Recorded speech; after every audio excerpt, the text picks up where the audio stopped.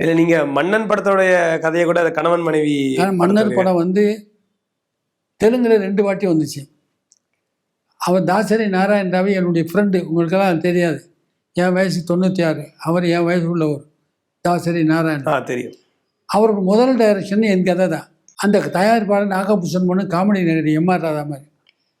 அவரே நான் ஹீரோவை நடிக்கிறேன் அப்படின்னோடனே எனக்கு இந்த படம் வேணாண்டு போயிட்டார். யார்? தாசரி.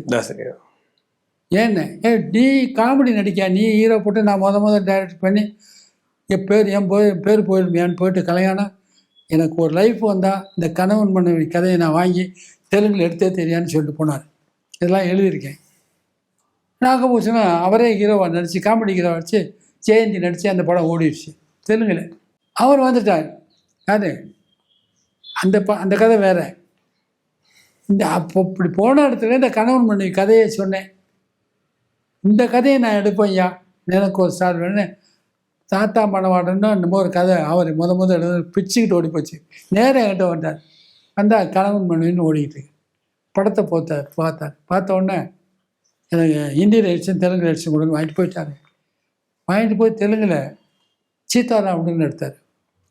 Super hit. சினிமா உலகத்தில் என்னன்னு கேட்டிங்கன்னா, யார் ஹீரோவோ அதுக்கு தகுந்தபடி ஸ்க்ரீன் பிளே மாறும். என்ன டேலண்ட் அந்த ஹீரோவுக்கு இருக்கோ அந்த டேலண்ட்டுக்கு தெரிஞ்சு ஸ்க்ரீன் பிளே மாதிரி கதை அதை பூஸ்ட் பண்ணியிருக்கும். கதை கரெக்டு தான். இது எல்லாருக்கும் இன்றைக்கி தெரியும். நாங்கள் சொல்கிற கதை நீங்கள் ஹீரோன்னா உங்களுக்கு தெரிஞ்சபடி ஸ்க்ரீன் பிளே மாறும். வேற ஒருத்தர் ஹீரோன்னா அவருக்கு அந்த ஹீரோவுக்கு என்ன கெப்பாசிட்டி, என்ன ப்ளஸ் இருக்கோ அதை வச்சு அதை ஸ்க்ரீன் பிளே மாறும். கதை தான் 15 வருஷம் கழிச்சு மறுபடியும் அதை கரானா முகடுன்னு சிரஞ்சீவி எடுத்தார். 15 வருஷம் கழிச்சு அது டபுள் சில்வர் ஜூப்ளி. எது கணவன் மனைவி என்னை கேட்காம எடுத்தது கன்னடத்தில் ராஜ்குமார் சார் நடித்தது. அது அவருக்கு தெரியாது. ஒரு மச்சின கோவிந்தராஜன் ஒருத்தர் அவர் எடுத்துட்டார். யாருக்கும் தெரியாது. சிவாஜி விழுஞ்சில் எடுத்தா. இதை எடுக்க சொன்னதே ரஜினிகாந்த் தான். அவருக்கும் தெரியாது. அவங்கெல்லாம் இப்போ ஃபீல்டுக்கு வரல. கணவன் மனைவி அது யாரும் பார்க்கல. சாரின்ட்டாங்க எல்லோரும் ஒரே வார்த்தையில். ஏன்னா அங்கே ராஜகுமார் நடிச்சிருக்காரு.